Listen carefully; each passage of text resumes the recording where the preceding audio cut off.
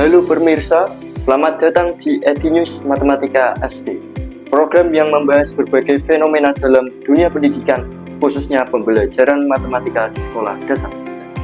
Pemirsa, hingga saat ini masih banyak siswa yang menganggap matematika sebagai pelajaran yang sulit dan membingungkan.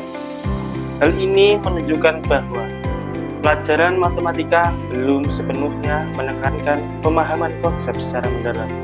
Padahal matematika bukan sekedar menghitung angka, tapi merupakan proses berpikir untuk memahami pola, hubungan, dan pemecahan masalah. Matematika juga bersifat abstrak, logis, dan tersusun secara hierarkis, sehingga membutuhkan proses belajar yang bertahap. Dengan demikian, pembelajaran matematika seharusnya dimulai dari hal-hal yang konkret, menuju konsep yang lebih abstrak agar mudah dipahami siswa. Untuk mengetahui lebih dalam bagaimana proses pembelajaran matematika yang sebenarnya, kita akan menuju reporter pertama di lapangan. Terima kasih, saya melaporkan langsung dari lingkungan sekitar. Pemirsa, tanpa kita sadari, matematika sebenarnya selalu hadir dalam kehidupan kita sehari-hari. Misalnya kita menghitung jumlah uang seperti ini. Kita tidak hanya menghitung, tetapi juga memahami konsep penjumlahannya. Hal ini menunjukkan bahwa matematika bukan hanya tentang hasil akhir, tetapi juga proses memahami konsep. Dalam pembelajaran matematika, terdapat beberapa teori yang menjadi dasar penting. Berdasarkan teori Jean Piaget, siswa sekolah dasar berada pada tahap operasional konkret, yaitu tahap di mana anak belajar lebih efektif melalui benda nyata.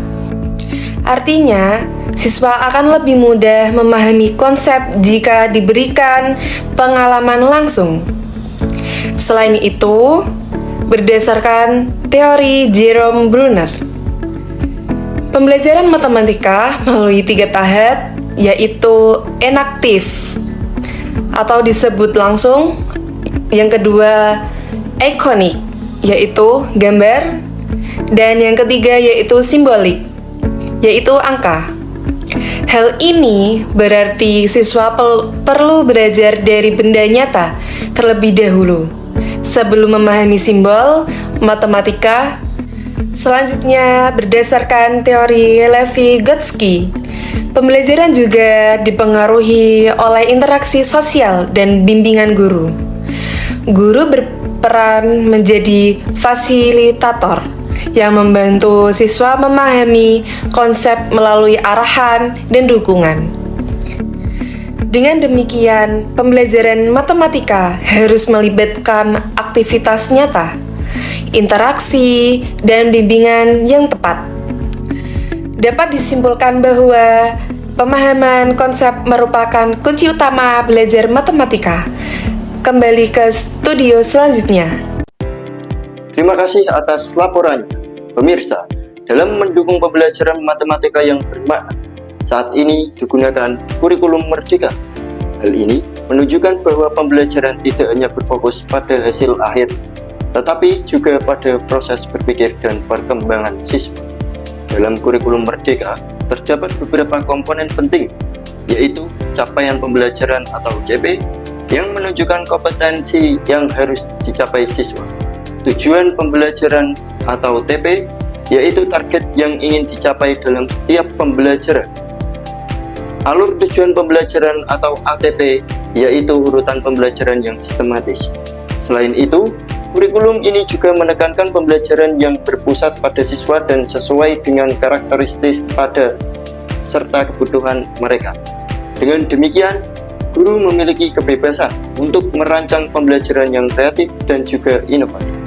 Selanjutnya, kita akan melihat bagaimana bahan ajar digunakan dalam pembelajaran matematika. Kita menuju reporter berikutnya. Saya berada di lingkungan belajar siswa. Pemirsa, bahan ajar merupakan salah satu komponen penting dalam pembelajaran matematika. Bahan ajar adalah segala bentuk materi yang digunakan Untuk membantu siswa memahami konsep, bahan ajar dapat berupa modul, lembar kerja peserta didik atau LKPD, buku ajar, media cetak lainnya.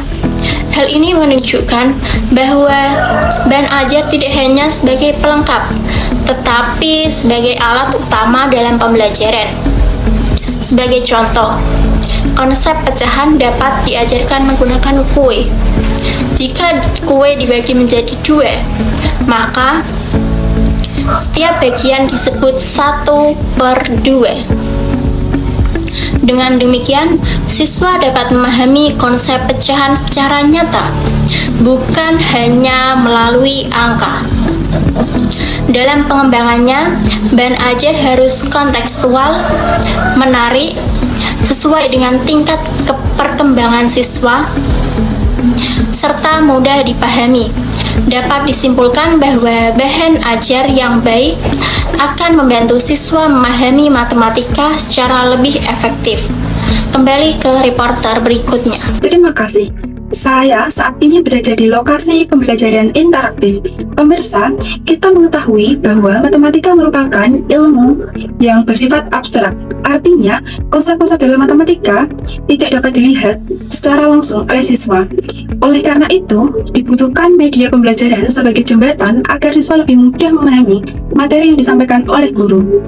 Nah, media pembelajaran tersebut dapat berupa benda konkret, media visual, dan media digital. Dengan adanya media pembelajaran ini, siswa tidak hanya mendengarkan penjelasan saja, tetapi juga melihat dan bahkan mengalami langsung proses belajar. Hal ini terbukti dapat meningkatkan pemahaman, minat, dan keaktifan siswa dalam belajar matematika. Selain media, keberhasilan pembelajaran matematika juga dipengaruhi oleh cara guru mengajar. Yang pertama adalah pendekatan pembelajaran. Pendekatan merupakan cara pandang guru dalam mengajar. Contohnya adalah pendekatan kontekstual, yaitu mengaitkan materi dengan kehidupan sehari-hari. Dengan begitu, siswa merasa bahwa matematika itu dekat dengan kehidupan mereka. Kemudian ada model pembelajaran, yaitu kerangka atau pola pembelajaran yang digunakan oleh guru. Beberapa model yang sering digunakan antara lain yaitu yang pertama ada problem-based learning, yaitu pembelajaran berbasis masalah yang melatih siswa berpikir kritis dan mencari solusi. Yang kedua ada discovery learning, yaitu pembelajaran yang mendorong siswa menemukan sendiri konsep yang ia pelajari. Nah, yang ketiga ada cooperative learning, yaitu pembelajaran kelompok yang melatih kerjasama dan komunikasi antar siswa. Selanjutnya adalah metode pembelajaran, yaitu cara yang digunakan guru dalam menyampaikan materi seperti metode diskusi, demonstrasi, atau tanya jawab. Kemudian ada strategi pembelajaran, yaitu perencanaan yang disusun oleh guru agar tujuan pembelajaran dapat tercapai secara efektif. Dan yang terakhir adalah teknik pembelajaran, yaitu langkah-langkah kecil yang dilakukan guru di dalam kelas, seperti memberikan kuis, permainan edukatif, atau ice breaking untuk menjaga semangat belajar siswa. Dengan mengombinasikan semua hal tersebut, pembelajaran matematika menjadi lebih aktif, kreatif, inovatif, dan menyenangkan. Selanjutnya yaitu sumber belajar. Pemirsa, sumber belajar tidak hanya berasal dari buku pelajaran saja. Sumber belajar dapat berasal dari lingkungan sekitar, seperti pasar, rumah, atau sekolah. Dapat berasal dari media digital, seperti video pembelajaran, atau platform edukasi. Nah, dapat juga berasal dari pengalaman langsung siswa dalam kehidupan sehari-hari. Hal ini membuat proses belajar menjadi lebih bermakna, karena siswa belajar dari situasi nyata. Selain itu, dalam pembelajaran matematika juga dikenal istilah literasi numerasi. Literasi numerasi adalah kemampuan seseorang dalam memahami dan menggunakan konsep matematika dalam kehidupan sehari-hari. Contohnya antara lain, yaitu menghitung uang saat berbelanja dan mengukur panjang atau tinggi suatu benda. Melalui literasi numerasi, siswa tidak hanya belajar teoris, tetapi juga mampu menerapkan dalam kehidupan sehari-hari. Demikian laporan dari saya kembalikan ke studio. Terima kasih. Pemirsa, dari seluruh laporan yang telah disampaikan, dapat disimpulkan bahwa pembelajaran matematika harus menekankan pemahaman konsep, penggunaan media, serta penerapan pendekatan yang tepat. Terima kasih saya ucapkan. Sampai jumpa.